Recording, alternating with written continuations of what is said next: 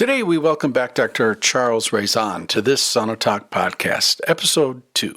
I encourage you to check in with episode 1, where Chuck and I work from the starting block about sauna health benefits and research surrounding hyperthermia and hot-cold contrast therapy.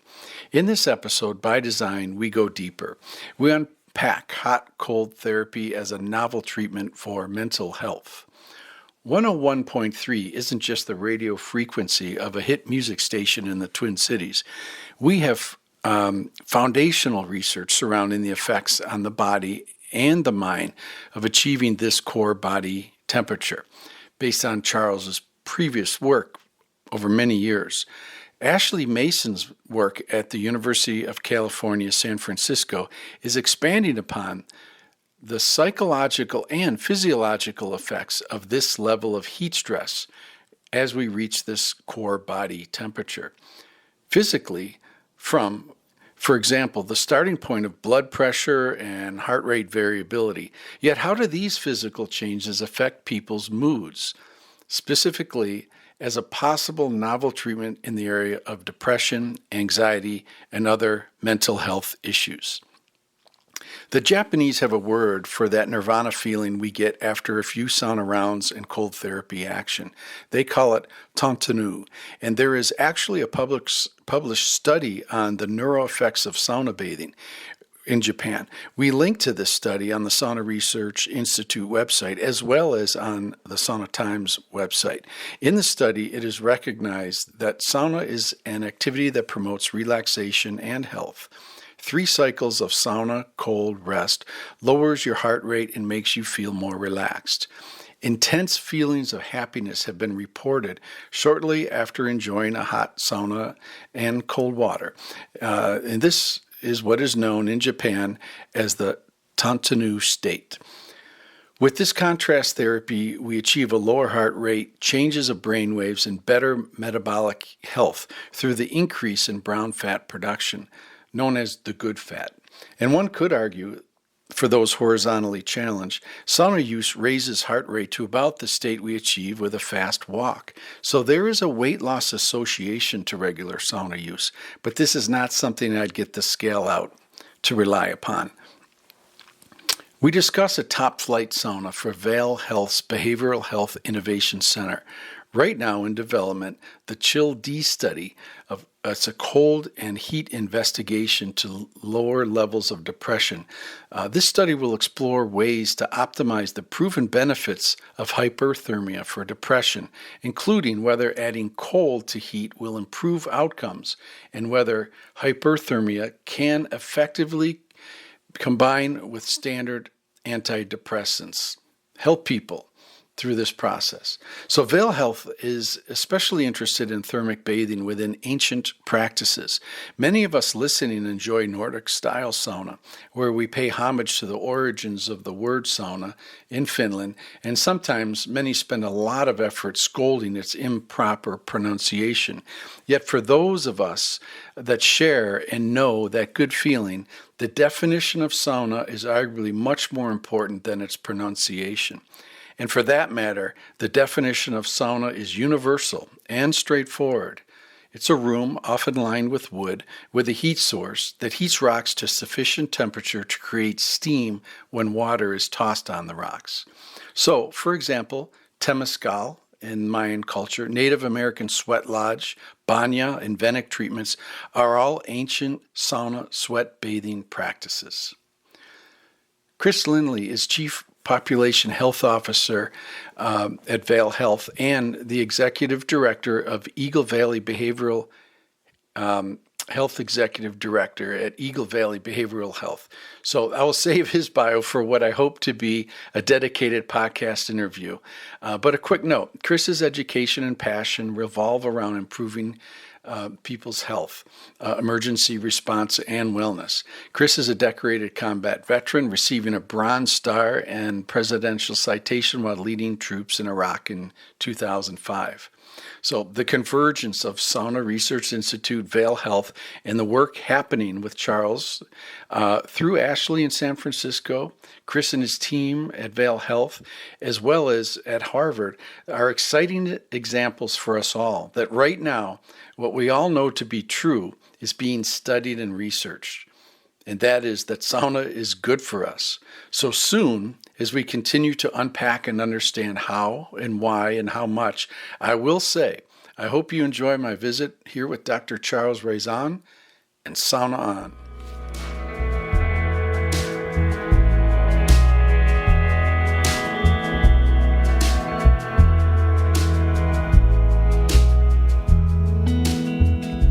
This show is brought to you by the Sauna Times Public Sauna Map. The Public Sauna Map is free for you to use and click around, and hopefully give us a suggestion as you click around. If you know of a really great public sauna that is not on the map, drop us a line right there on the website. You can share your favorite public sauna, and we'll get it added in. Really awesome for me to travel around and use the map to know where to go when I'm ready for some good sauna action. So to get to the Public Sauna Map, just go to saunatimes.com and right up at the top, Sauna Map. See you at one of these, hopefully down the road.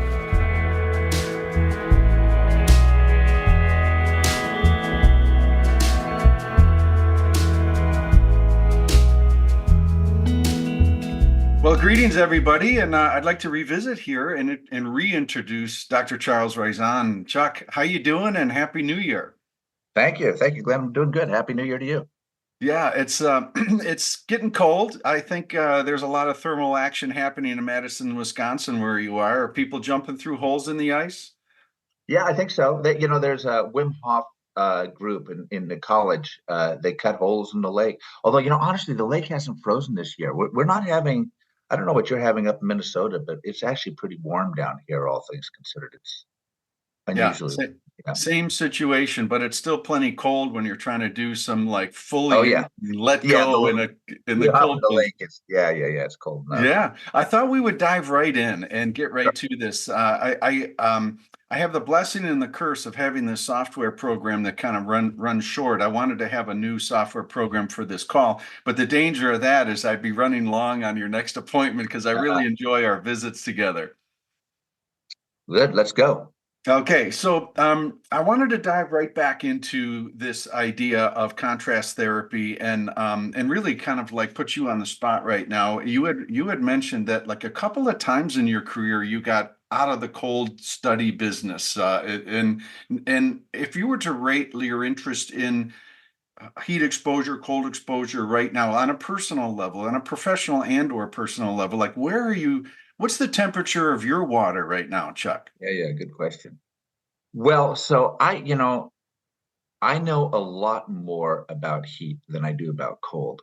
And so, as we've discussed, I one of the roles I carry in life is I'm the director of the Behavioral Health Innovation Center out in Vail, Colorado.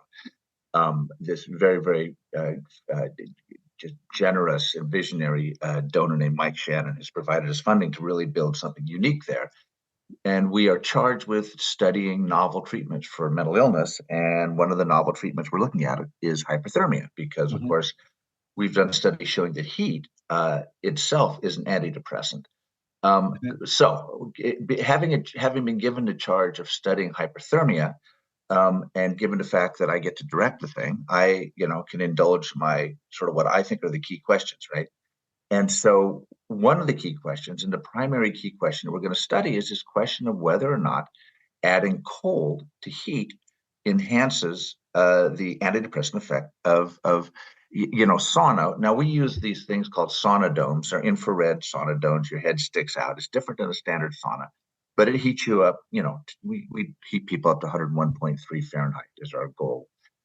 So I've been looking around, and since you and I last talked, I've been taking a bit of a deeper dive on cold.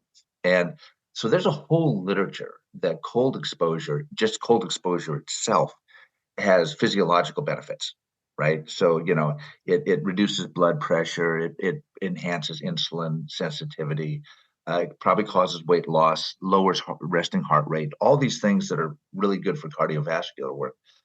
There is a little literature on cold water swimmers. That's where most of it is in terms of looking at like antidepressant effects.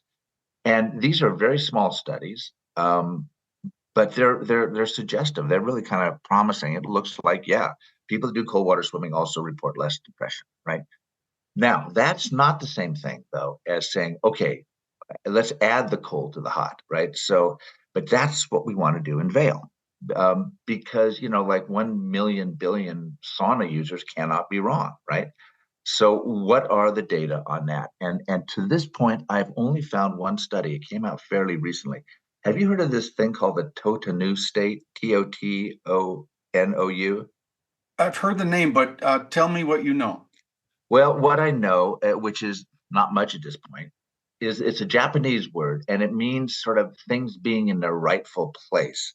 And it's sort of but what it means here is the feeling that you get after having done sauna, cold plunge, rest, that kind of that cycle. Mhm. It's a Exactly. sauna cycle, right? So when people enter this sort of relaxed, happy, slightly cosmic space that's got this word Totonu, which I think is fantastic. I love the word too. And Yeah, I want to debate you with that because I was going to use the American translation and just call it nirvana. yeah, exactly. It's this feeling, right? So there is a study where they looked at the effects of 3 cycles of sauna, cold, rest, sauna, cold, rest, and looked at EEG brain recordings to see what does it do to your sort of brain waves, Mhm. and then what does it do to your sort of emotional state. And they found that that cycle of things lowered your heart rate, made you happier, made you more relaxed, made you enter this sort of likely to enter this new state, uh, and it changed your brain waves, which is really interesting. It increased especially this band of EEG signal called theta, which is also increased by meditation and increased by psychedelics. And the more it increased theta, the better people felt afterwards, which is pretty compelling. That's pretty interesting. Now, there was no control condition. So nobody said, well, there was a control condition. They just had people do nothing, Mhm. or sit in tepid water, I think, but basically nothing. But that's very encouraging, right? Yes. And that there's another study where they looked at the effect of cold exposure on in habitual cold water swimmers on brown adipose tissue. You know what they call BAT. It's this unique fat that basically does Mhm. nothing but produce heat. And almost all of the swimmers were also sauna users. Now that doesn't mean they're going, sauna swim, but they, that combination. And they found that those people generally were more relaxed, but also that they were able to generate body temperature more efficiently, which is kind of a big interest of mine because it's linked to mood. Um, that's what we've got, right? So there's a little bit of a suggestion, but what hasn't been done, and what we're going to do out in Vail, is one, directly compare just heat to the heat cold, right? And two, look at it in folks that meet clinical criteria for depression. Because these other studies, they're just taking people that are just whatever, but they're not like, oh my God, I'm really depressed. So that's this is the thing I'm most excited about because it's an open question. It'll be Right. really interesting to see. Um, Just to if I, interject, so yeah, the facilities at Vail, and I have to put my my hand into this conversation about the type of hot and cold, and I can only speak kind of intuitively, and I know you and I have shared this, but there is one thing about a clinical setting where there's a cold plunge tank and a sauna, most likely heated by electric, in yeah, a clinical environment, right? yep, And then that will provide results. A lot of them physical driven results to help the mental state. We know this, and it'll be very exciting to lean into that. But what about a facility in nature and the ability to use wood burning sauna, for example, and a mountain stream and fresh air and bringing nature into the fold. Is that too aggressive at this stage, or do you think that there's a chance for that type of environment for study? So I think they're not mutually exclusive. We're doing it first in a clinical setting because we're interested in making this part of a clinical program, right? Where instead of coming in and getting your Prozac, your Paxil, you could actually come into a clinic and do this. Now though, it's interesting. I'm going to get. Don't let me forget to get a gentleman named Chris Lindley on with you. Chris Lindley is the executive director of Eagle Valley Behavioral Health, so the larger institution of which I now direct research. He's a fascinating character, and he is completely committed to cold plunge. He does it every day, like intensely. He's an old special ops guy in the military. He's tough as nails. But he's built himself just such a sauna way, way up against the flat tops out in the woods at like 9, 10,000 feet out in Colorado. And he's got a cold plunge right next to it. I don't think he's got a stream running by, but it's what you're talking about. Right? And he's got a vision of sort of implementing this sort of thing into perhaps larger interventions, where you come somewhere for a few days Mm-hmm. and you get off the grid Yep. and you eat healthy and you do this, right? So we should, but I'm sure he'd be happy to talk to you. And because so one of the interesting things about Vail is there really is this commitment to, Mm-hmm. I think that in general, the kind of vision you have, right, which is that so I can take it and do it in a clinical setting, and there's reasons for doing that. And if it works, that is both proof of concept and it says, hey, we could do this.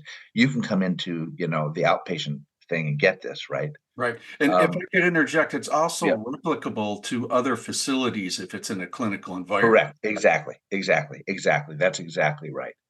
But there may be, I'm quite sure you're right, that there may be deeper effects that can be reached by doing exactly what you're talking about.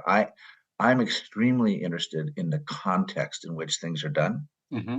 Turns out, increasingly, context is hugely powerful. It really influences outcomes. Mm-hmm. And so, yeah, I think that I have a real interest in looking at that. So then, of course, somewhere down the road, a really interesting study to be done would be to take people that are depressed, let's say, if we wanted to focus on depression, and randomize them to either get the treatment in the clinic Mm-hmm. or go up and get a similar, treatment. And of course, then you could see now, the people would say, well, yeah, but when you're going out into nature, that's beautiful and you're getting away from your troubles. And so it's not a fair comparison, to which I say, well, exactly, but that's what we're looking at, right? Exactly, Thomas. It's the Right. not fair part of it that if there was a way to operationalize this and in any way bring it to scale, Mm-hmm. why wouldn't you want to get the kind of ultimate, you Yeah, know, or what we call the cumulative effect, right? Like, sauna in nature, it's bigger than, it becomes compounding. And again, this is very subjective, but subjectivity in my view with sauna leads to objectivity. And where I'm going with that is when I travel, like when I experience really good heat and a good sauna environment in other countries and stuff, it's egalitarian, it's universal, and there's something magical within that, we call them microclimates or environments that is truly special. But maybe I'm getting way ahead of myself. Maybe the short-term wins will be our ability through Vail as kind of maybe an epicenter is to create this clinical environment where we're just, focusing on some of the facts, like the temperature variations and the durations of protocols and stuff like that. I mean, is yes. that is that kind of Well, getting that's there? right. And there's another advantage, which is sort of the optics of things in this, right? So let's say so Vail is really interesting because they have gone from in the last 6, 7 years, they've gone from really basically having no mental health services to having one of the finest mental health programs in the country, I think. And they have all sorts of interesting things, like they have a transcranial magnetic stimulation machine. It Hmm. zaps your brain, and it's very effective for people that have failed other antidepressants. But so imagine a clinic where you walk into one room and it's got this fancy, TMS machine, and then you walk into another room and it's got the dome sauna and the cold plunge, and you say these are sort of equivalent things, right? So that also then becomes this sort of really it what's the word? It I'm blocking on the word, but it basically makes the heat and cold treatment kind of more official, right? It gives it Right. right, and Objectify so or yeah, it makes it, yeah, it gives it status, I guess, in a way, as a real medical treatment, right? And Mhm. then you can leverage that to Yes. say, well, can it be optimized? Because something that you talk about, Glenn, that frankly I hadn't thought about until you started talking to me, was this idea that there are levels of sauna, or like sauna is a little bit like wine, right? Yes. That you can find these really fine wines, and that there are differential experiences when you do that, right? That is really fascinating, because we nobody in the small group of people that are scientifically investigating heat, in particular, as a mental health treatment, none of us are thinking that way. We're Well, just not thank thinking you that for way. bringing that up and humbling the the research industry of where we are today, because I'm very delicate about this thing because I don't want to come across as snobby when it comes to good sauna. Um, but heat is not heat, right? Like there's a lot of variables, and I'd like to also dive into this magic 101.3 body temperature stuff because Yeah. I've been thinking a lot about that after our conversation. And I mean, if our patients in our study group have mental, are suffering, like, emotionally or mentally, or, have this, like, if we can create a good environment that can get the body temperature up, maybe not to that 101.3, but do it an environment, a place that isn't a closet, but has great heat, steam, ventilation. I mean, intuitively, I know that the results will be better. And again, I'm projecting, and maybe that's not how we should be doing research and stuff. But I did want to make a point to that could it be that body temperature maybe is a little bit less significant than the quality of the heat? Don't know. Nobody's ever studied that. But these are all empirical questions, right? I mean, they're all things that could be studied. I mean, we know, and when I say no, I put it in quotes because these are small studies. But in the largest of the studies we did, which was not large, but uh, if you looked at if you so we did a study in about 33 people, something like that, 34 people, and half of them got really high heat and most of them got up around 101.3. We had a control condition which provided just a little bit of heat. It fooled them. What we didn't anticipate is that Hmm. depressed people don't do as good a job of cooling off. And so even though the heat was sort of modest, many of them, their temperature went up much higher than would have Right. wanted. But it allowed us to say, well, is there any correlation between how hot people got and then how undepressed they were over the subsequent 6 weeks? The correlation, it wasn't statistically significant, but if you looked at a graph, you could see that in general, the warmer people got, the more undepressed they got. Now, we didn't go above 101.3 because in the medical hypothermia world, that's sort of the upper limit of what they call fever range, or Hmm. mild intensity hypothermia. I Right. laugh at mild intensity. 101.3 is not mild. You think you're cooked to death, but beyond that, you start moving into these realms where in medical studies where they've used hypothermia for cancer, people start having more significant side effects and it's riskier. Hmm. So I mean that's why we kind of settled on 101.3 or 38.5. It's just that we didn't want to invoke the dangers of going higher. Um, but we don't know. All we know is that within that particular very medicalized research environment, as you went up on the temperature, things got better. But we don't know. Maybe, although the risks are greater, maybe if we push people a little bit more, we would have seen a better result, or maybe not, right? Hmm. But the Hmm. question, so your question is one that could be answered pretty straightforwardly in a study. You could take people and randomize them, and half of them would get what we're doing, and we'd Hmm. we'd push to get them up to 101.3. The other half would get an experience in a top flight sauna, right? And you'd agree upon something lower. I don't know, like 100.5 or something like Hmm. that. And then you look and see. Um, it's very interesting. And then you can see how the two look, and it may well be that the lower temperature, in whether it's because there are direct physiologic effects of a better kind of sauna environment, whether it's psychological, but it's an open question, and it would be an interesting thing to do, though, because 101.3 is pretty hot. Yeah. Yeah, it's Right. pretty hot. And And so I think about people who are depressed, and we shared on this last call, but they go to a clinical setting and then they're in a claustrophobic dome. That's not a great environment well, for. their heads stick out. That helps with the claustrophobia. So Okay. their heads are out. So claustrophobia, we don't find that as much. We find that it's hot. It's hot. So the real challenge for people is Mhm. that to get that hot, you're in that dome with that infrared heating on average for an hour, hour and a half to hit that. Ooh, Yeah, yeah, yeah, it's a lot. It's a lot. it's So a commitment. we put a cold, yeah, we put Yep. a cold compress on the forehead. There's somebody with you the whole time, right? Hmm. We monitor Yeah. your heart rate and your body temperature. So it is more like a medical. It's like this very much more controlled medical Mm-hmm. setting. It you know where and there's a background for this, which is there is this whole literature of using hyperthermia, like higher temperature hyperthermia, as a cancer treatment, right? Hmm. And it's used fairly widely in Europe, especially Germany, for autoimmune conditions like ankylosing spondylitis and rheumatoid arthritis. Okay.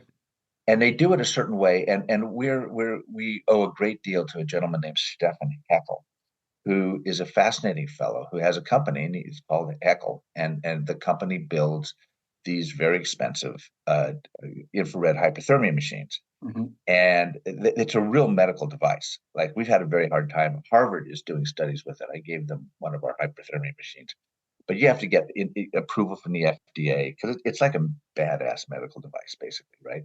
And that device, it's a tent, and your head sticks out, and there's these big barrel infrared lights that come down on your chest, and you lay there, and your head's out, and because this was how it was done, and so and I can't remember if I told this story last time, but I probably did. But how we got into the business was there were these two students who were in a psychoneuroimmunology clinical program in Austria, in Europe, and I was teaching them for a week in Austria back, 15 years ago. And they shared my interest in hyperthermia, and they found one of these machines in the basement of a hospital. It had been Hmm. a regular hospital converted to a psych hospital. One of the guys was an engineer, and he rebuilt the machine, got it all. But this was for cancer, right? And so he ran a cancer protocol. He got to know Stefan Heckel, and they said, "Well, this is how we do it," and we did it that way. And then we saw these big results, right?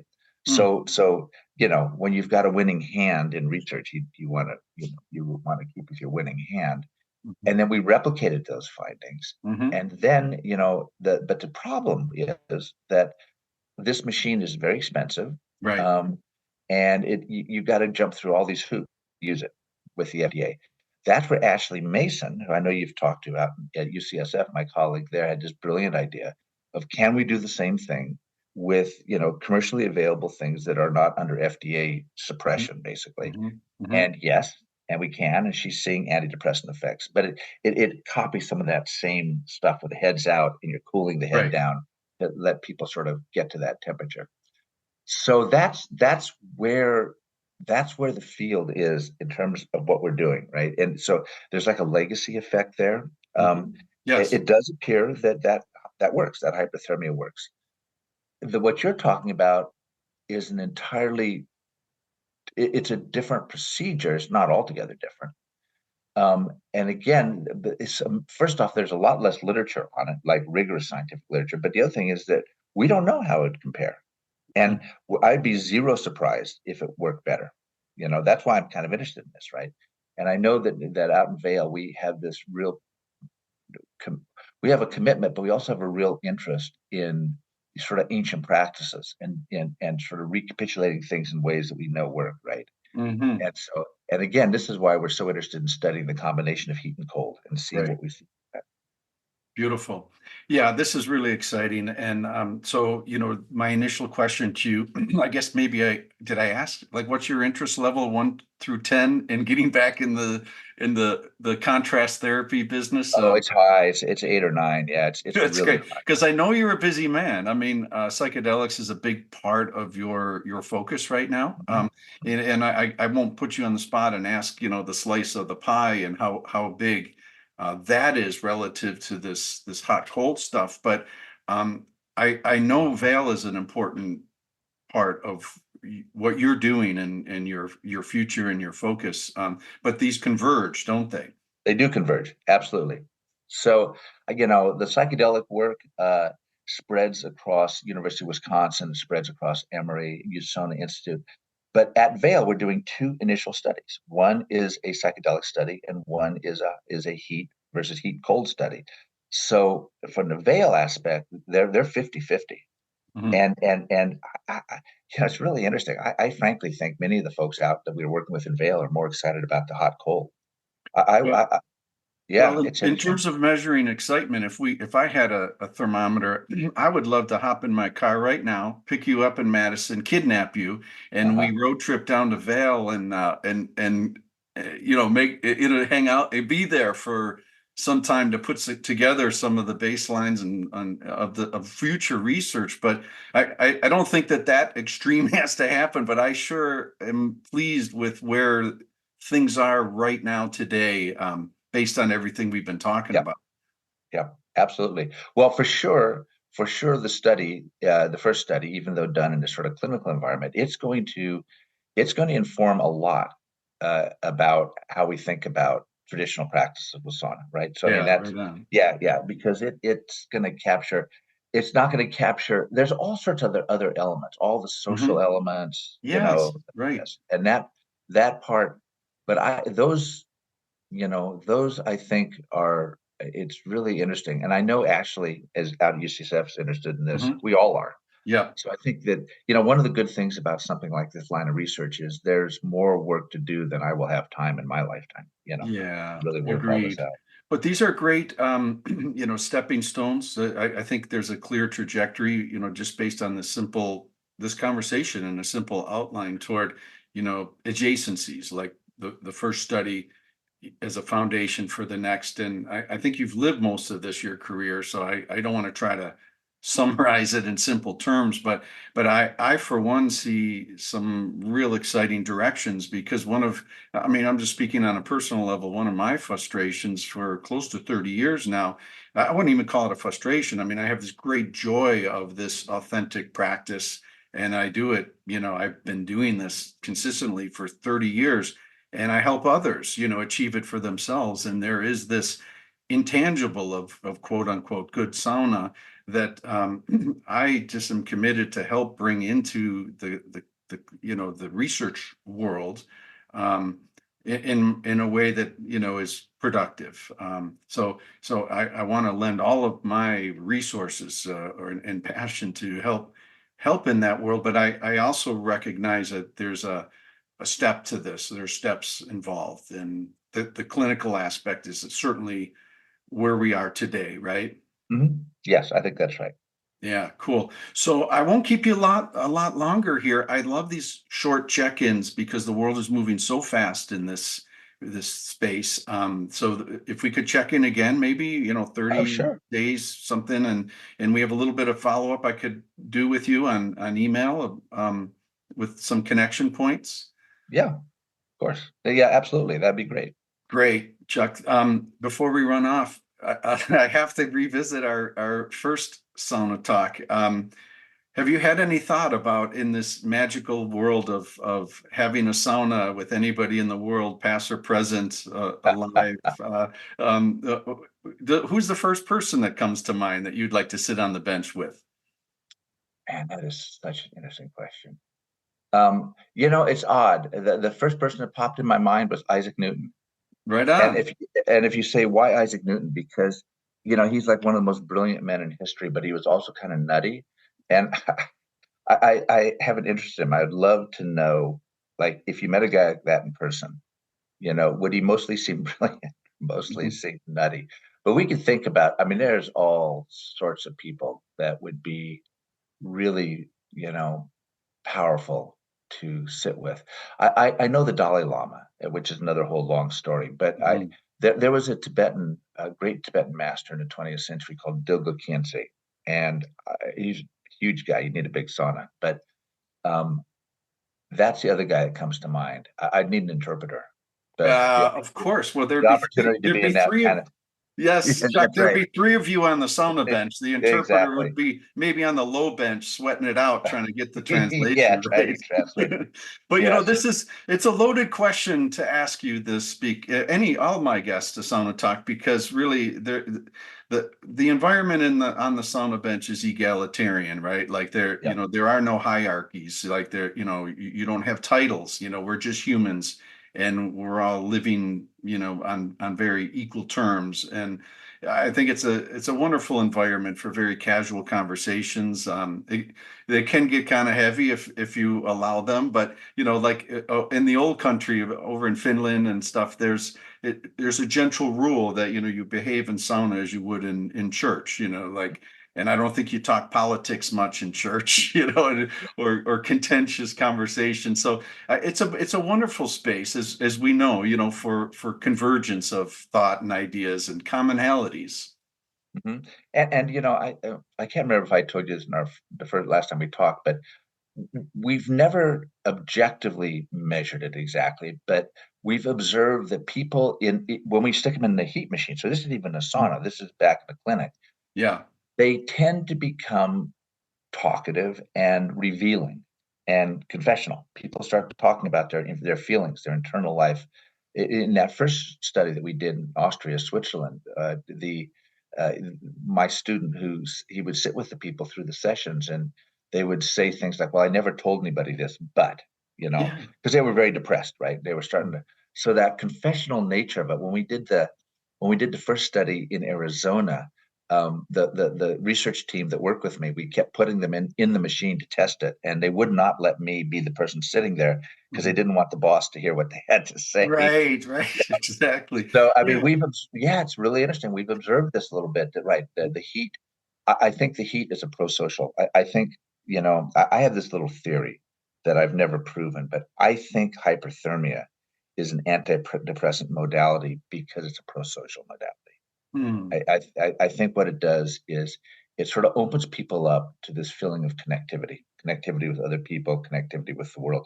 That was one of the things that emerged from that Totanu study was that people felt more sort of, kind of blissfully connected. And I did a Sioux sweat lodge one time.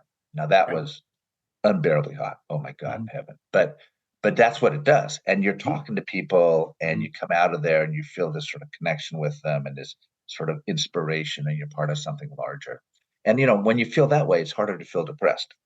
Absolutely. Oh, that's so well said. And what what a great nugget there. I'm hoping I'm going to be able to translate some of this podcast because that last couple of minutes I really feel hits the core of another aspect to the health benefits of sauna and cold is this journey we take together, as a group. Strangers become friends because of this common journey through enjoyment. It's an hour and a half, hot, cold, rest, repeat, this whole thing. And when we go on a journey together, I think there's a level of trust that's earned and appreciated through the experience. And yeah, I mean that just being able to talk is healing. So yeah, it's multi-dimensional, I think, is really what is so exciting about the Veil Project specifically and sauna and cold research collectively. So we have great foundation, I think, Chuck, Yes, we to do. run from. So without further ado, I want to thank you again for being a guest on Sauna Talk. Any final thoughts or next steps? Anything for our listeners that you wanted to bring out? Well, I very much like the idea of checking back in with you. Research takes a while. I spent the back half of the Christmas holiday. I'm working on the protocol for the sauna heat cold study. But yeah, I encourage people. Eagle Valley Behavioral Health. If you Google that, check out the website. We have lectures. We have a free monthly lecture. We've had some really famous people. We've got Steve Porges coming on in the spring, the father of the polyvagal theory. We have some really, really interesting folks coming on. And so there's a lot of resources there. You can follow along with what we're doing. Because as I say, I think this is really going to be for people that are interested in hyperthermia, but especially traditional sauna, of the research places in the world that we're building out. I think this is going to be a key place. Beautiful. Good. Beautiful. Chuck, thanks so much, and look forward to our next chat and Yep. visit as we advance this great work. Absolutely, Glenn. Nice to talk to you, man. Take Always care of great. yourself. Right on, Okay. man.